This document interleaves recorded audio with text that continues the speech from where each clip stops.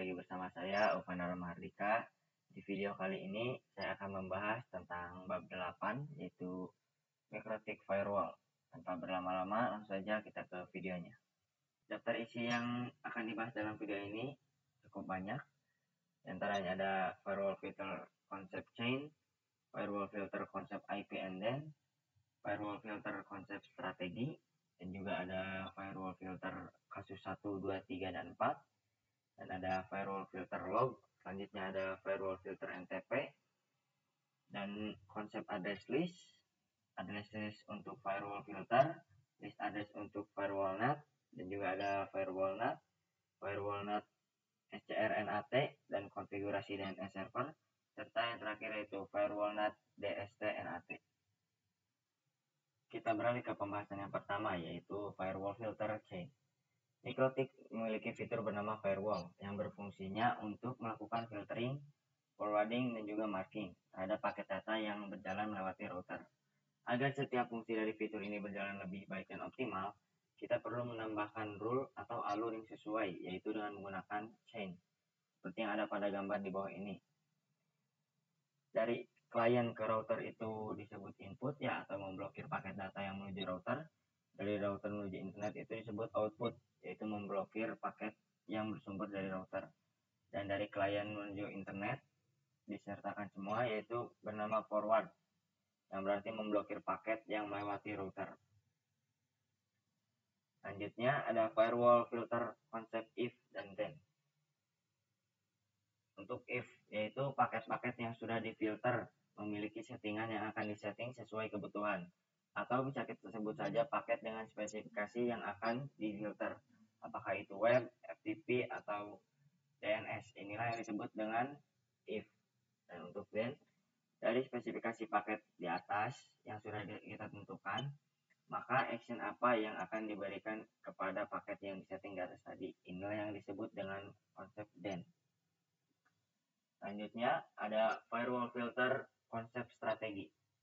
Ada dua konsep strategi dalam firewall filter ini, yaitu accept view and drop any. Ini menekan ke tindakan menerima lalu lintas yang diizinkan. Artinya kita secara eksplisit menentukan lalu lintas mana yang diizinkan, dan semua lalu lintasnya secara otomatis diblok. Yang kedua ada drop any accept view. Ini menekan tindakan membuang atau memblokir semua lalu lintas secara default, dan kemudian secara eksplisit mengizinkan lalu lintas yang diperlukan. Pada dasarnya ini adalah konsep blacklisting, jadi semua yang diperbolehkan akan diblok. Kita beralih ke kasus 1. Yang pertama di sini hanya ada beberapa VPC yang bisa di-ping ke router, sisanya tidak.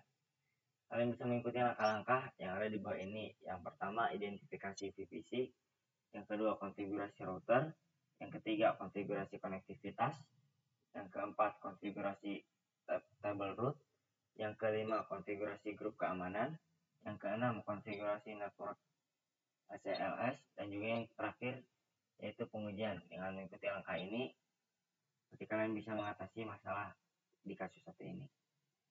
Kasus 2 yaitu hanya beberapa VPC yang bisa ping ke server, sisanya tidak bisa. Kalian bisa mengikuti langkah-langkah di bawah ini lagi. Yang pertama ada identifikasi dan kategori VC, yang kedua konfigurasi security group server, dan yang ketiga ada konfigurasi network ACL, dan yang keempat konfigurasi table root, dan yang terakhir yang kelima yaitu pengujian.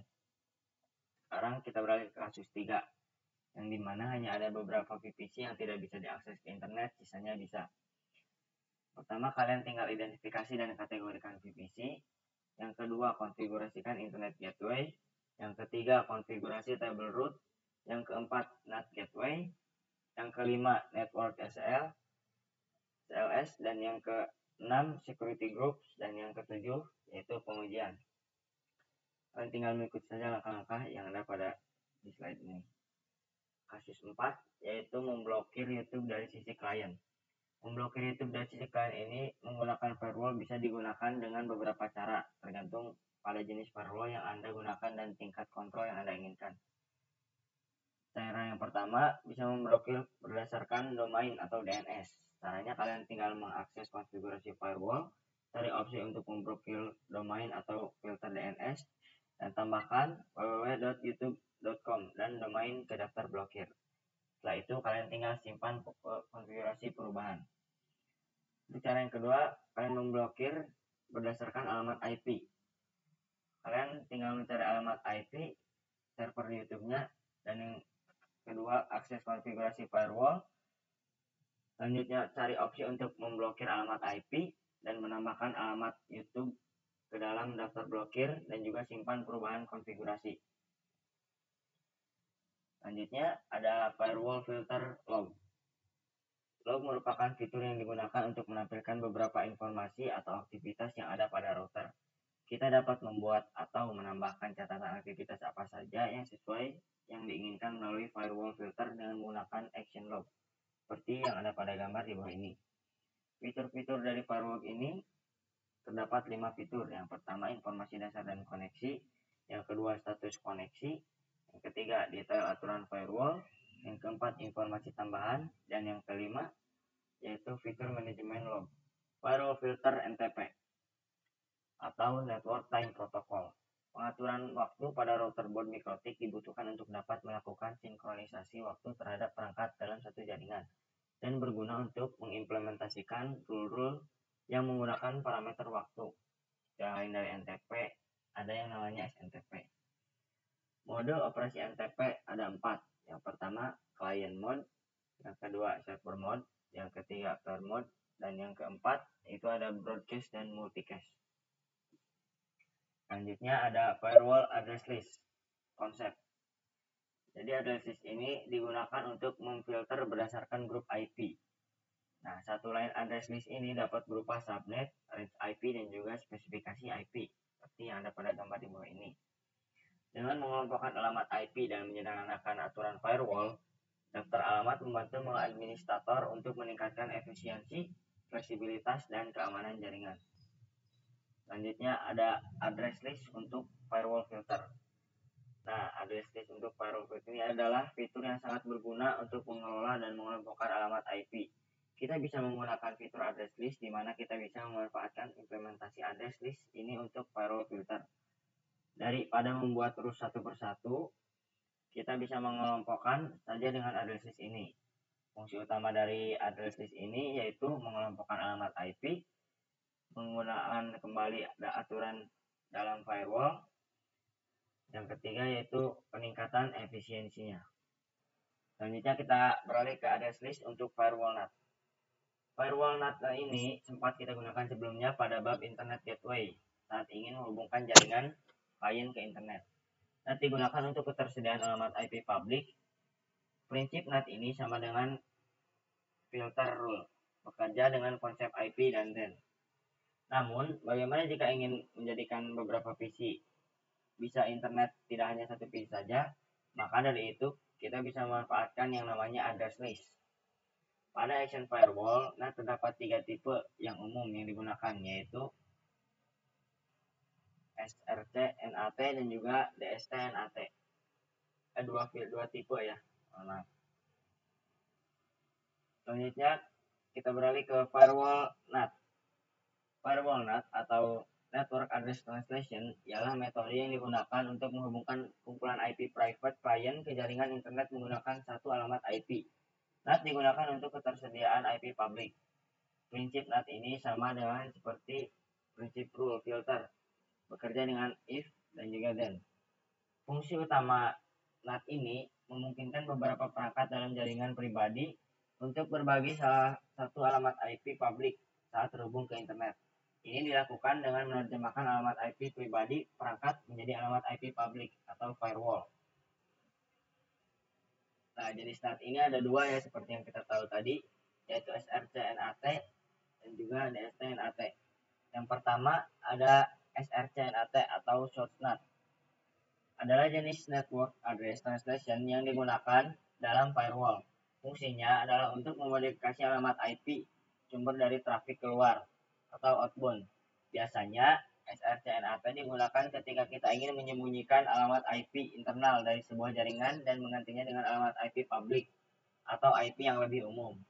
Dan digunakan ketika klien yang ada di dalam router ingin keluar dari internet. Jenis SRCNAT ini ada dua. Yang pertama, masquerade, yaitu digunakan untuk menghubungkan jaringan lokal ke internet menggunakan IP public dynamic. Yang kedua, SRCNAT, yaitu digunakan untuk menghubungkan jaringan lokal ke internet menggunakan IP public static. Sebelum ke firewall NAT DSNAT, kita beralih ke konfigurasi DNS server dulu. Nah, konfigurasi DNS server ini adalah proses pengaturan server domain name system atau DNS agar dapat menerjemahkan nama domain menjadi alamat IP atau sebaliknya. Bisa dilakukan apabila kita mempunyai kumpulan server pada jaringan lokal kita dan ingin diakses oleh jaringan lokal kita menggunakan domain. Jadi sifatnya ini resolve ke internet. Nah, kalau kamu konfigurasikannya terdapat 5 langkah ya. Yang pertama, instalasi perangkat lunak DNS. Yang kedua, konfigurasi file. Yang ketiga, konfigurasi zona DNS. Yang keempat, konfigurasi pengujian. Dan yang kelima, yaitu keamanan DNS. Selanjutnya kita beralih ke firewall NAT DSNAT. Jadi DSNAT ini adalah destination NAT. Adalah jenis network address translation yang digunakan untuk memodifikasi alamat IP tujuan dari paket data yang masuk atau inbound traffic. Biasanya DSNAT digunakan untuk port forwarding atau mengalihkan traffic dari alamat IP public ke alamat IP private di dalam jaringan lokal. Dan digunakan ketika klien di internet ingin mengakses jaringan lokal dari internet. Nah, tipe DSNAT ini ada dua ya. Yang pertama DSNAT, yaitu digunakan ketika akan mengakses jaringan lokal melalui internet atau port forwarding atau melempar traffic keluar router. Dan yang kedua ada redirect, yaitu digunakan ketika akan membelokkan traffic keluar itu ke router itu sendiri. Contohnya hotspot, web proxy, DNS server, dan juga router. Mungkin sekian saja presentasi yang bisa saya sampaikan dalam video kali ini. Kurang lebihnya mohon maaf, dan jika ada salah kata mohon dimaafkan. Wabillahi taufiq wal hidayah. Wassalamualaikum warahmatullahi wabarakatuh.